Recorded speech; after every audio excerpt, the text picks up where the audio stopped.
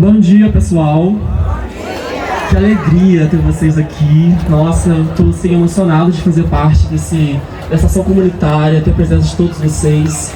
Muito lindo mesmo. Gratidão por estar fazendo parte dessa ação linda. E vim aqui falar para vocês, para quem não me conhece, né? Meu nome é Vinícius, sou psicólogo, atuo na saúde mental, no CAPS, né? E no ambulatorial. E eu venho aqui hoje falar um pouquinho da psicologia, que é uma ciência tão importante, tão valiosa e que tem contribuído para salvar a vida de muitas pessoas, né? A gente tem aí um histórico universal, né? Que é a pandemia, né? Que veio e deixou várias marcas nas nossas vidas, né? E muitas pessoas não saíram ilesas desse sofrimento causado pela pandemia. E quando me chamaram para falar um pouco sobre saúde mental, eu amo esse assunto, eu costumo dizer que eu nasci para isso. Eu pontuei que eu queria falar sobre a importância do tratamento, né? Hoje aqui a gente conseguiu caminhar em vários aspectos da subjetividade humana, né? A espiritualidade, tivemos o louvor, né? A questão da saúde física, né? E a gente sabe que a saúde mental, né? A nossa mente, ela coordena todo o nosso corpo, né? A gente vai no médico, a gente cuida do estômago, né? Quando a gente está com problema de estômago.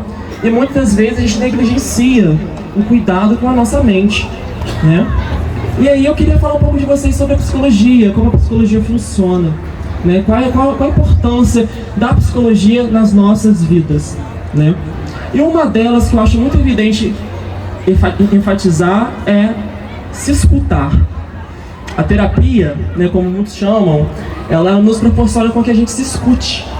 Né? A gente vive uma vida muito corrida, uma vida muito acelerada, várias demandas, preocupações, que não permite com que a gente se escute e entenda as nossas emoções. Gente, uma pessoa que não consegue entender as próprias emoções, ela está fadada a ser refém dos outros, a ser refém do ambiente. Né? Hoje em dia a gente consegue perceber o quanto o mercado de trabalho, o quanto a vida lá fora tem pressionado a gente a se invalidar, a se esquecer. Então a psicologia também é um convite para fazer a gente lembrar da gente mesmo, lembrar da nossa existência, do funcionamento do nosso corpo e principalmente do funcionamento da qualidade das nossas relações. A gente precisa começar a repensar como a gente está cuidando das nossas relações.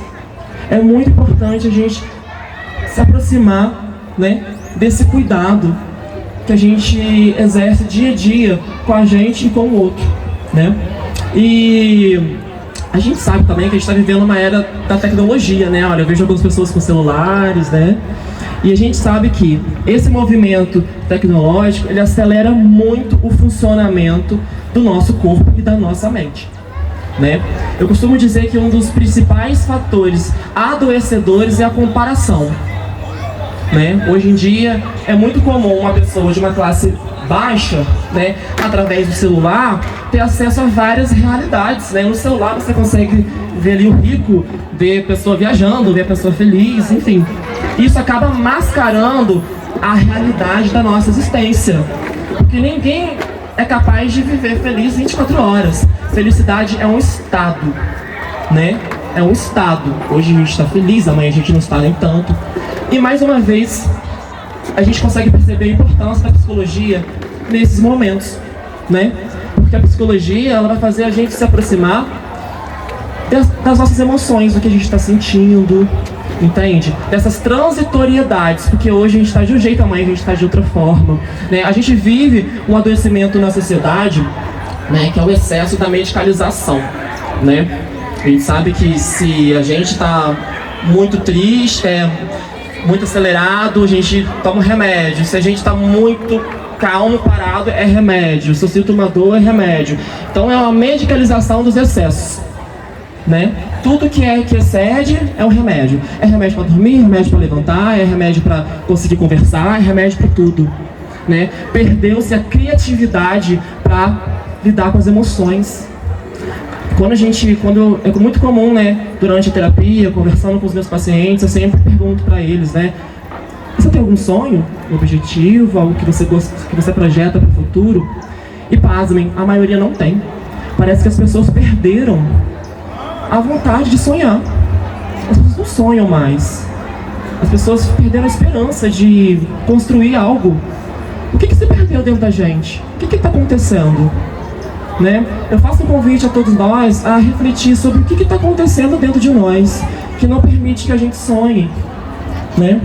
Eu acho que isso também gira tudo em torno da gente não escutar a nossa voz interior. Não se perceber dentro do nosso trabalho, não se perceber dentro da nossa família, dentro do casamento, né? Então, assim, por isso a importância da psicologia e da terapia, né? A psicologia hoje enfrenta um estigma muito grande, enfrenta desde que surgiu, né?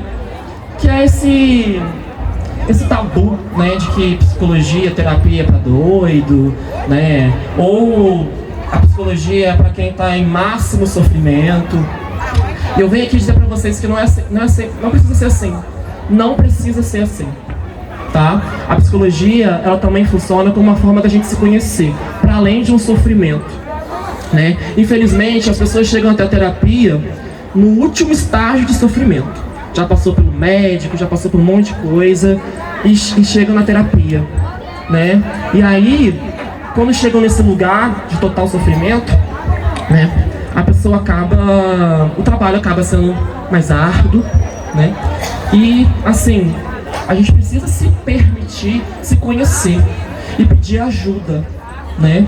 A gente sabe que eu costumo conversar com os pacientes, né, com alguns amigos, que toda revolução, toda mudança, todo progresso, tudo aquilo que a gente encontra de bonito na nossa jornada, caminha pelo terreno inicial de pedir ajuda.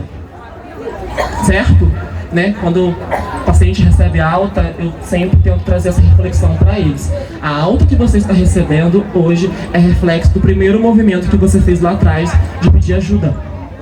Tudo parte disso, de pedir ajuda.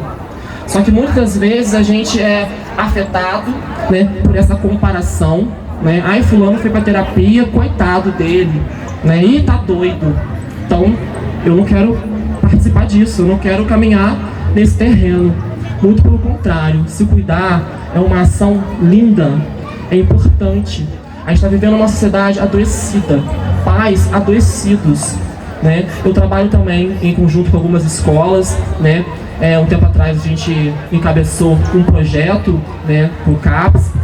Na verdade, a educação solicitou que a gente fizesse essa atuação nas escolas devido ao sofrimento imenso que os jovens adolescentes estavam passando, né, com autolesão, ideação suicida. E quando a gente vai falar com esses jovens, com esses adolescentes, gente, é incrível a desconexão dos pais com os filhos. Não está havendo nenhum tipo de alinhamento, de conversa.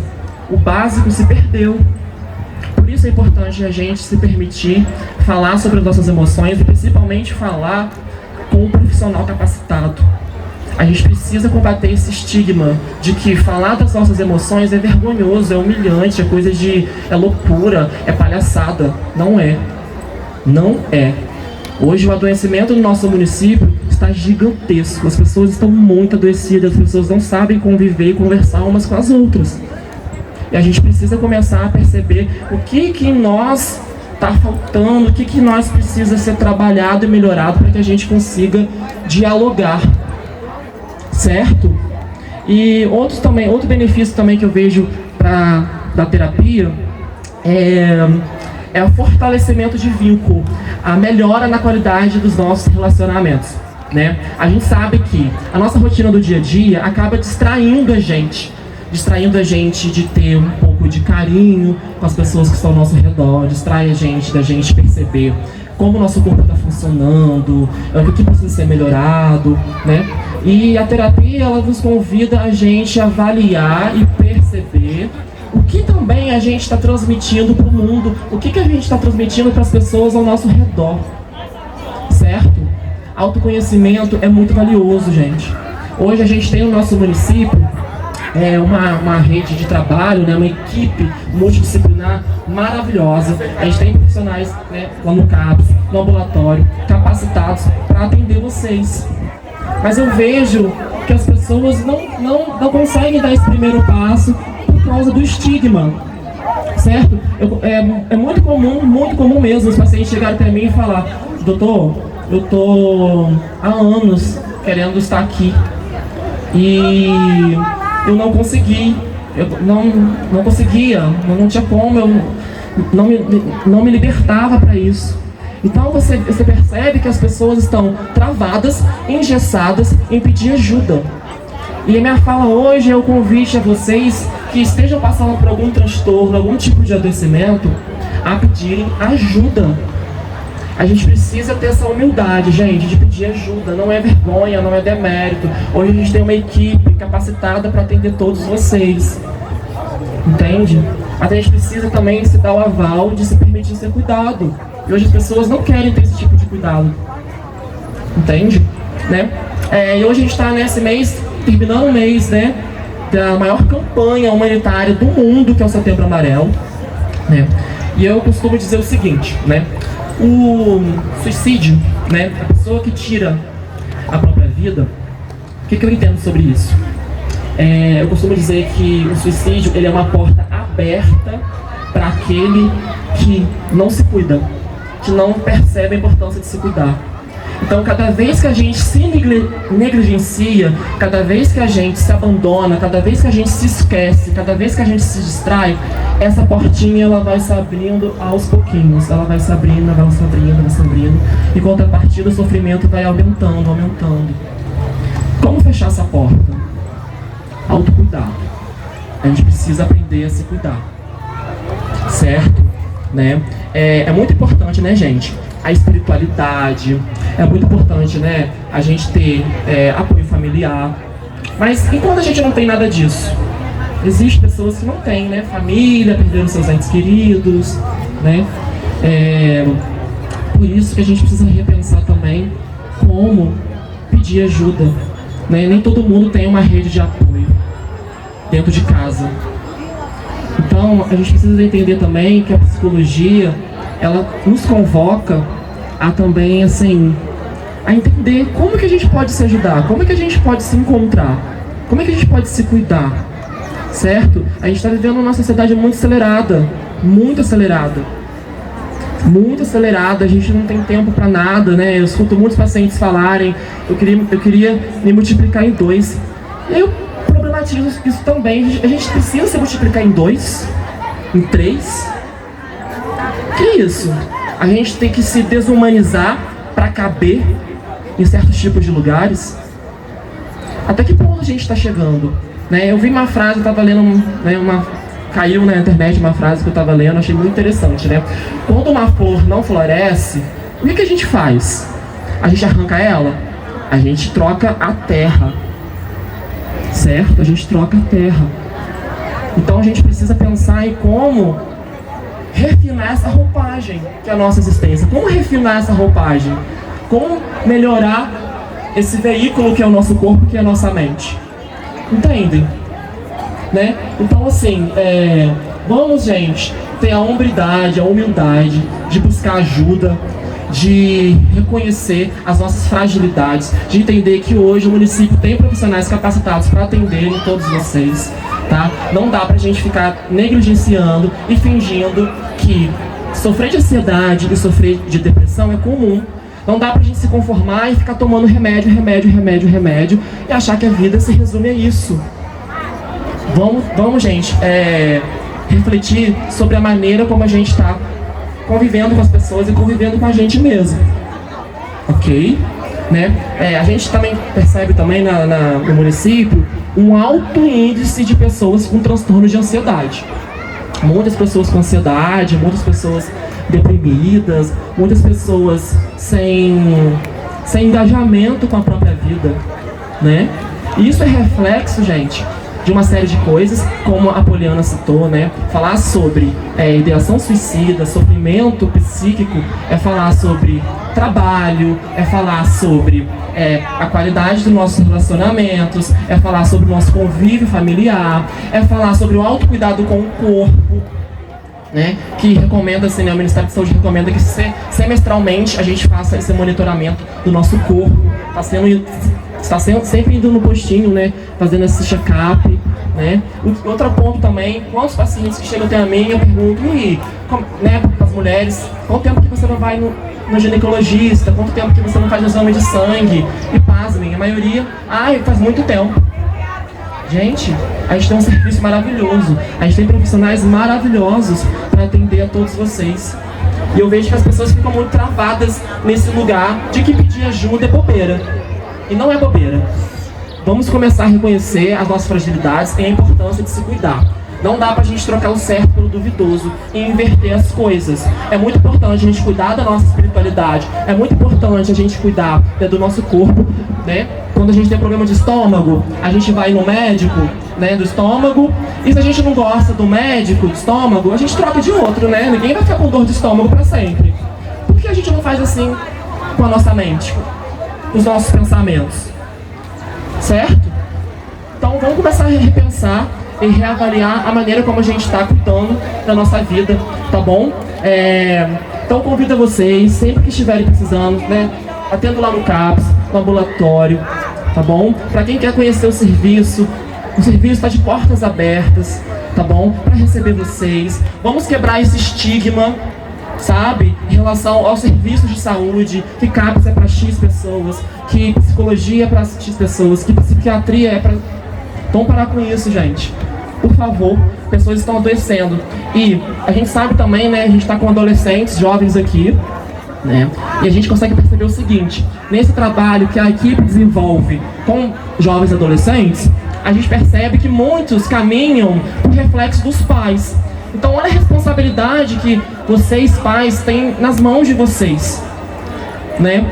Se a gente não se cuida, a gente ensina para as novas gerações que eles não precisam se cuidar. E hoje a gente está com índice de adolescentes, de jovens adolescentes, se agredindo e com ideação suicida, assim, um número alarmante. Meninas e meninos de 10, 11 anos chegando a ter o serviço em total sofrimento.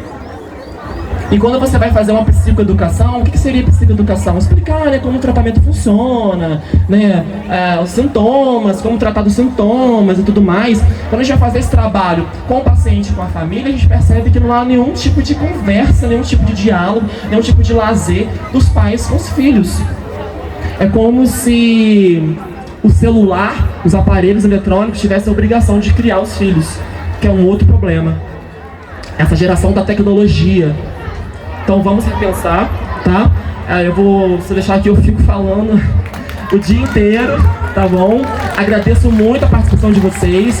Vamos refletir, vamos se cuidar, vamos se valorizar, porque se a gente não consegue se valorizar, ninguém vai fazer isso pela gente, tá bom?